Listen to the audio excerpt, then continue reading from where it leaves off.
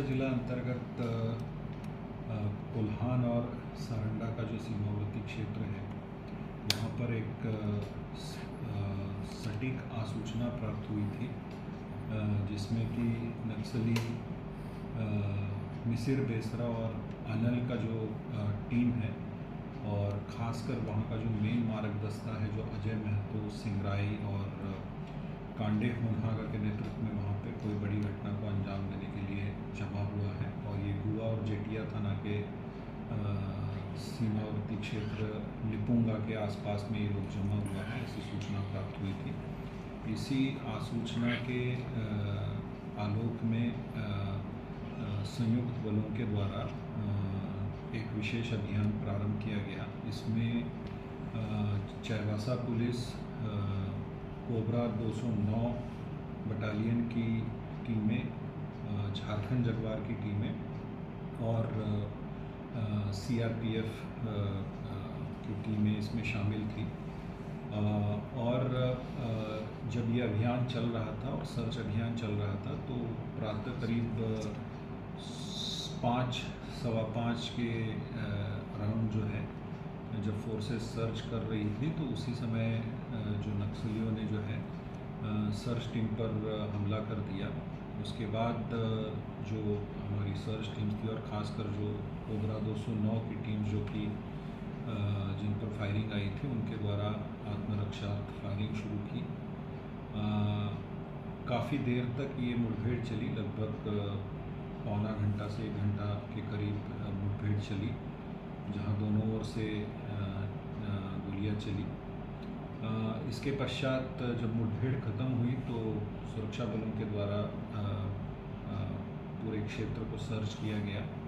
और इस सर्चिंग के क्रम में जो है 4 नक्सली मृत पाए गए, जिनकी बॉडीज़ रिकवर की गई है। इसके अलावा 2 नक्सली जो है वो भागने के क्रम में सुरक्षा बलों के द्वारा पकड़े गए। भारी मात्रा में हथियारों की भी बरामदगी, सोफिस्टिकेटेड वेपन्स की बरामदगी हुई है। जो नक्सली मारे गए हैं, उनमें मुख्य रूप से जोनल कमांडर कांडे होनहागा, जो कि थलकोबाद चाईबासा का रहने वाला है, ये जोनल कमांडर था, इनामी नक्सली है। इसके अलावा सिंगराय उर्फ मनोज, ये सब जोनल कमेटी मेंबर है, और ये मुख्य रूप से ये छत्तीसगढ़ कुंजाम जयगुड़ थाने का रहने वाला है। इसके अलावा एक दस्ता सदस्य जोंगा उर्फ तुर्की,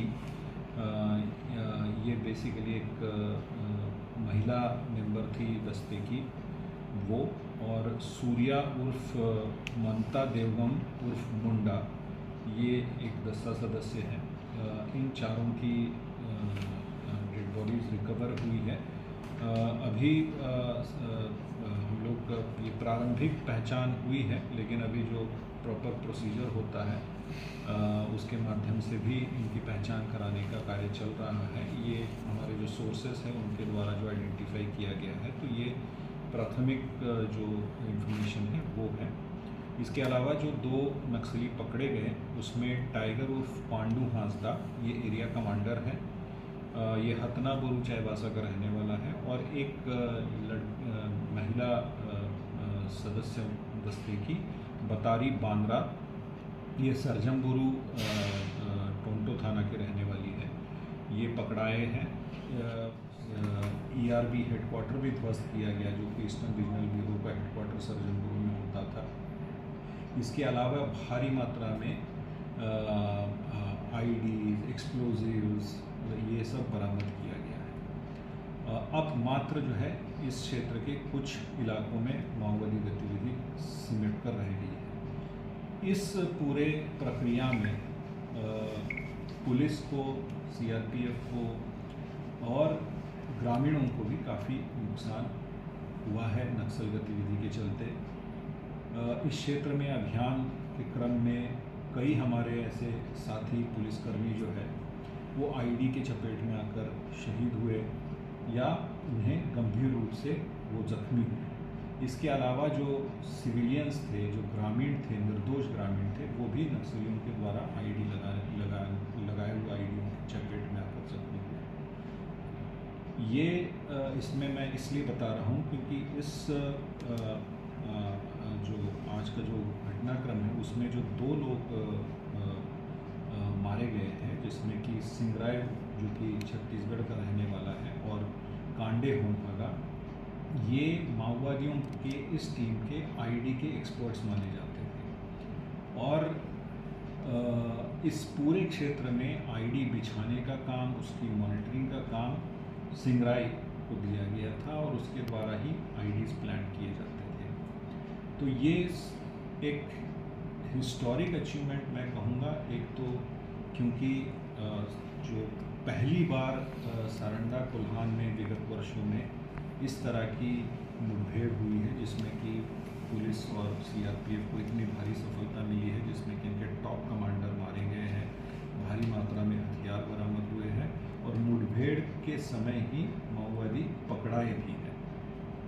इनका जो ये जो स्ट्रॉन्ग दस्ता था उसको भारी क्षति पहुंची है और जो बचे हुए माओवादी हैं उनके खिलाफ भी धरपकड़ की कार्रवाई चल रही है।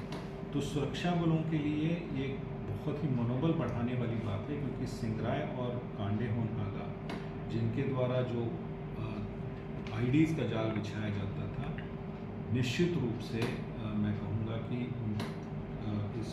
इस घटना के बाद एक बहुत बड़ा मनोबल हमारा ऊंचा हुआ है, क्योंकि हमारे कई सारे साथी जो हैं इसमें ज़ख्मी हुए हैं, शहीद हुए हैं। तो ये एक बड़ी अचीवमेंट है। इसके अलावा इस क्षेत्र में उस दस्ते को इस तरह की क्षति नहीं पहुंच पा रही थी, जो कि निश्चित रूप से उस महीने में एक बड़ी अचीवमेंट है। विगत दिनों में कई सारे जो सदस्य हैं जिन्हें एक तरीके से ज़बरदस्ती माओवादी संगठन में शामिल कराया गया था, उसमें से कई सारे लोगों ने झारखंड पुलिस और सीआरपीएफ के समक्ष झारखंड सरकार की जो आत्मसमर्पण और पुनर्वास नीति है उसके तहत उससे प्रभावित होकर चाईबासा में सरेंडर किया था। और ग्रामीणों का भी हमें काफ़ी अच्छा सहयोग मिल रहा है।